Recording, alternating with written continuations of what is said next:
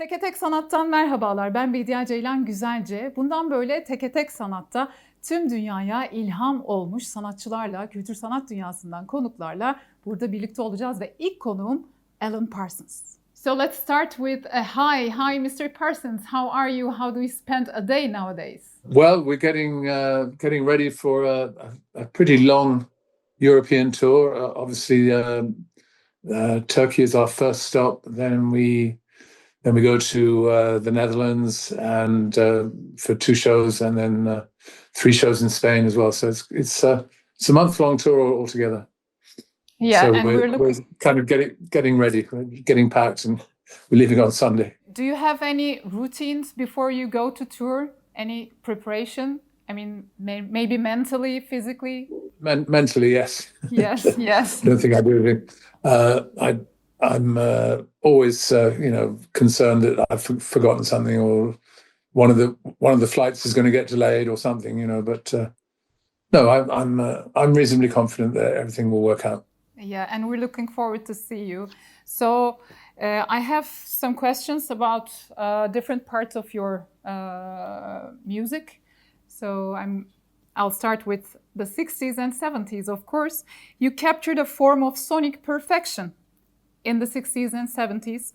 The sounds you created single-handedly with analog equipment are still being chased by today's technology.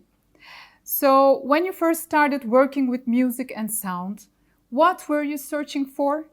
And what was your motivation behind creating those distinctive sonic landscapes? Well, I accept everything you said as a huge compliment. Thank you. I didn't think of it as being anything other than doing my job at the time. But I started really in the audio business for real when I got the job at Abbey Road Studios. I was 19 years old, and I had aspirations to not only become a fully blown sound engineer, but also to become a producer. And after I had some success as a producer, I moved on to what became the Alan Parsons Project, and that was that became just a part of my life. Yeah. Sorry, my eyes are a bit watery today. I've got allergies, okay. So no problem. Apologize. But Alan Parsons Project is not only a part of your life; it's a part of our lives too, and it's a very huge part of our lives. So Alan Parsons Project holds a very special place in music history, of course, When you first launched the project, what kind of vision did you have in your mind? I think the intention was with my partner in the Alan Parsons Project, Eric Wilson, that we would start with the first album being a concept album about the life and work of Edgar Allan Poe, which we both had, whom we both had admired and read his work at school. But I think Eric's vision was that we would make an album that was as good as The Dark Side of the Moon by Pink Floyd. And as you probably know, that I was very heavily involved in that record.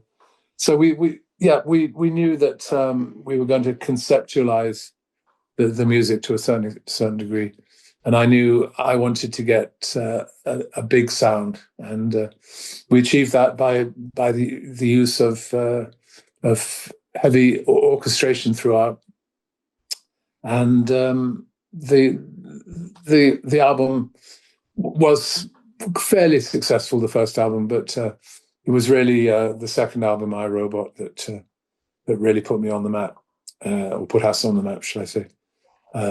And that was, it was always unexpected. Every album we made, it was always an unexpected surprise that it would do well. But we went from strength to strength. Pyramid was very big, and then The Turn of a Friendly Card, Eye in the Sky. All the albums were hugely successful, and of course I'm very grateful for that. Yeah, and we are very grateful for that too. in the early years, the project was heavily focused on concept albums.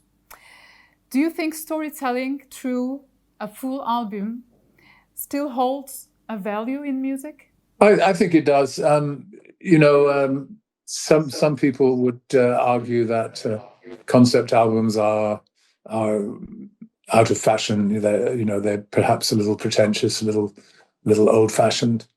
But I've always felt that conceptual albums, themed albums, were what I did, and I have not intentionally avoided doing concept albums.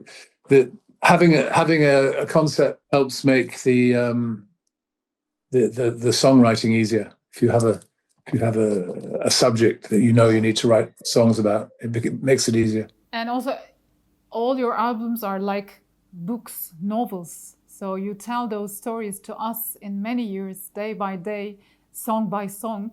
So we learned about you. You trained your audience. You taught your audience about the stories, no? Well, yes, I suppose we did, especially in the case of Edgar Allan Poe. I'm not sure that the standard of English is that great in Turkey. So I'm not sure if people were looking at the English lyrics and translating them to themselves, or whether they just went with the sound of the lyrics in English. I'm really not sure. I think some people would say that it's important that the lyrics are understood. Others would say the sound of the lyrics is as important as what the lyrics actually say. What do you think? I've always believed that it's the sound of the lyrics. It's the effect that the lyrics have in the song. Not so much what the lyrics say. It's how they sound, how the lyrics sound. So, having lived through the transition from analog to digital, what do you think today's musicians have lost and perhaps gained in this shift? In some respects, I think digital recording has made my job much easier and much quicker. I can work much faster using digital technology. I accept that some people say that analog recording has a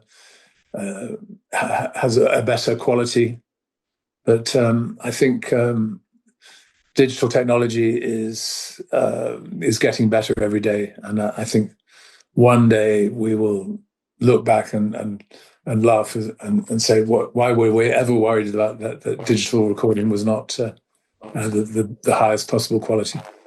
But I support digital very much. I mean, I don't have any tape recorders in my studio, and seeing an analog tape machine in a studio is actually pretty rare these days. Nearly everybody is working with what we call digital audio workstations. In other words, we record to hard disk these days. Any time of your life, do you feel any pity that you spend many hours at the studio while we have this technology now? Yeah, I mean, I mentioned that it's very fast these days. A lot of time in the days of analog was spent literally winding the tape back to the beginning. That takes, in a 4-minute song, it might take a full minute to wind to the beginning, or it might take a full minute to reach a certain point in the tape where you want to work on it. With digital, you just literally a click of the mouse and you say, play the first chorus, and the first chorus comes up. And another thing that happens, if you have any repetition in a song, you don't need to record it more than once. You just record whatever it is. Maybe it's oohs and ahs, backing vocals, something like that. You just record it once, and then you copy and paste it into a different part of the song. It's very fast these days. And albums used to be seen as journeys. Now individual tracks dominate the music sector. So do you think this change in listening habits affects the soul of the music? I've always tried to encourage people to hear an album start to finish. We unfortunately do live in a world of playlists, and one song by one artist, and then the next song is by another artist, and so on. I'm encouraged by the fact that vinyl is undergoing a renaissance. So people are, when you play a vinyl record, you play a whole side. You're going to play 20 minutes of music continuously by the same artist. I think that's encouraging, and of course, the quality, the sound quality of vinyl has reached new heights. It's an amazing medium, even though the science of vinyl technology, a groove on a record is almost centuries old now. But I think the fact that we can put out records of very high quality, it can be. We do what we call half-speed mastering, which means that the source material gets played at half speed, and the cutting of the record happens at half speed, and that gives an extra quality. And we can also cut albums at 45 RPM instead of 33 and a third RPM. That gives another jump in quality. So vinyl is really very high quality, and the hi-fi world, the people who spend thousands of pounds on their home stereo equipment, they're mostly vinyl people, not CD people. I remember from my childhood that I was preparing my own playlist on cassettes, and then to CDs. And then now the way we listen to music changed a lot. Streaming platforms I'm talking about. And some people say that streaming platforms have democratized music, but some people say they also homogenized. So I'm wondering about, what do you think about those streaming platforms? I think it's the way of the world now. I mean, not only do particularly younger people use streaming services to make playlists, but they even listen to music on their phones, on the speaker on their smartphones, and that's a terrible shame. I think that people are consider that the sound coming out of a smartphone is good enough to be entertained. But I would encourage people always to either use headphones or take your phone home and plug it into your stereo system and hear it as it was meant to be heard, not on a phone. Not on the phone. Okay, this is a good hint for us. Thank you. So you will be in Istanbul. No, countless people will be watching this interview on their phones, right? So. Yeah, they will. A lot of people will watch this on their phones. Yeah. And what does it mean that you will be performing in Istanbul? What does it mean to you? How about your past experiences in Istanbul? Yes, I remember that the Istanbul audience last time we were there was incredibly enthusiastic. They made lots of noise. We felt very very welcome, and we're greatly looking forward to coming back. We're doing a private show in Mugli. Is it Mugla or Mugli? And as well as the show in Istanbul. Yeah. So we're very very much looking forward to coming back, and we've got a little bit of time off to see some sights this time, which I'm looking forward to. And also songs like Time, or of course Old and Wise, evoke deep and lasting emotions. In your opinion, what makes a song transcendent to generations? I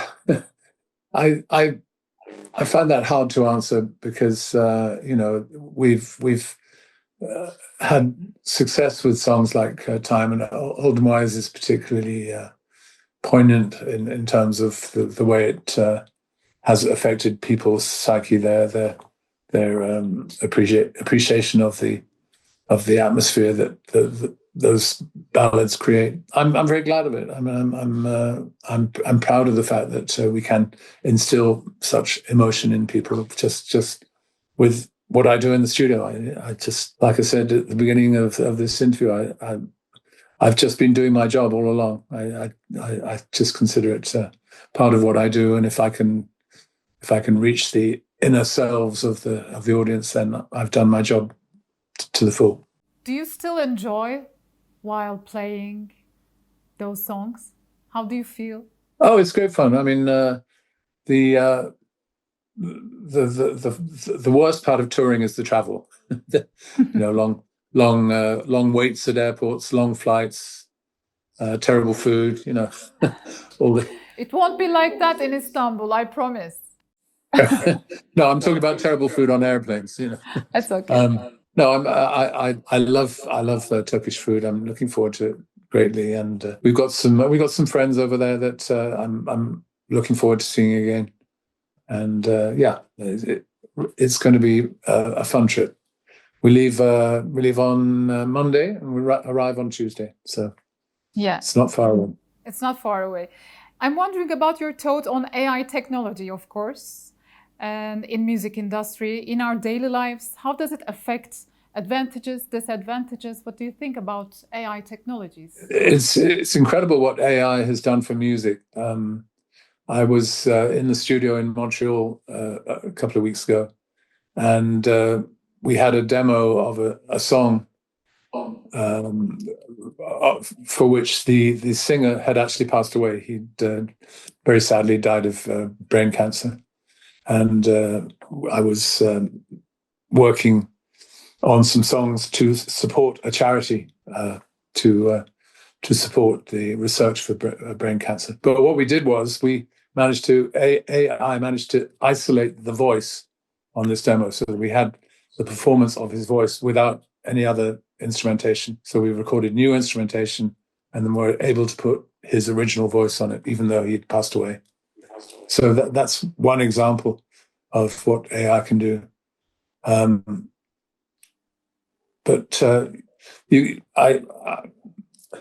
You could have asked that question and asked AI to answer it. I wouldn't have needed to answer it.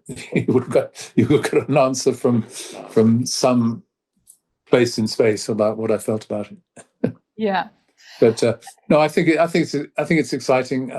But we have to be careful that the power of real songwriting and real performance is not lost through AI. That's something we need to be very careful of. Also, in video making, in music industry, people are preparing, let's say, art pieces by the help of AI, but also at the same time they criticize it too. Why are we doing this?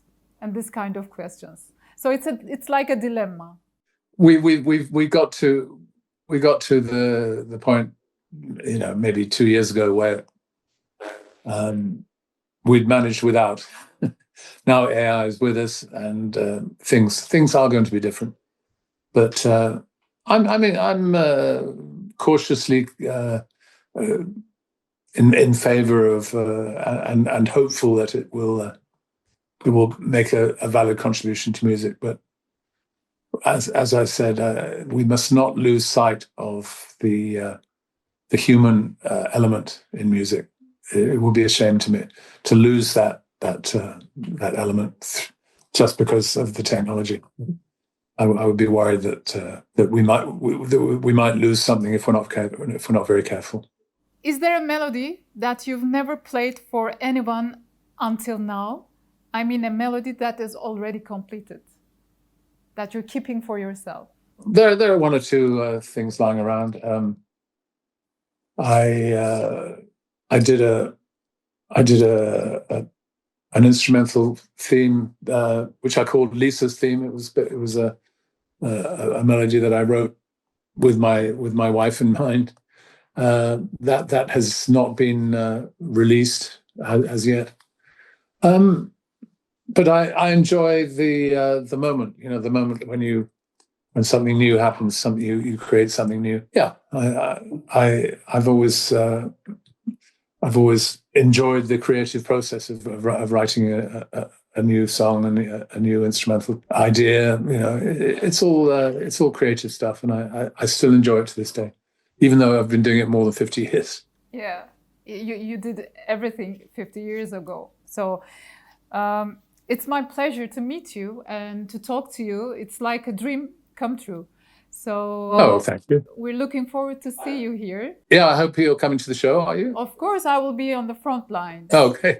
I can't miss that. I will look out for you. Yeah. And also, is there anything that you want to add as a last sentence? Just we're very much looking forward to our return to Turkey, and spending a bit of time not only in the concert hall but seeing the sights. I'm looking forward to it greatly, and I always have appreciated the fans that we have in Turkey, and we look forward to seeing you all and hopefully having a great time. Looking forward to it. Yeah. Thank you, Mr. Parsons. Have a safe Oh, flight. It's Alan. It's Alan, please. Only policemen call me Mr. Parsons. Okay. Thank you, Alan. Hope to see you You're here. welcome. Yeah. Have a safe flight. Bye bye. Take care. Bye bye. Alan Parsons 11 Haziran tarihinde İstanbul'da Harbiye Açık Hava Cemil Topuzlu sahnesinde sevenleriyle buluşacak. Biz de onunla çok keyifli bir sohbet gerçekleştirdik. Onun müziğe bakışını, neden yıllardır müzik dünyasına ve tüm bildiğimiz, ismini ezbere bildiğimiz müzik topluluklarına ilham olduğunu birazcık daha iyi anlamış olduk.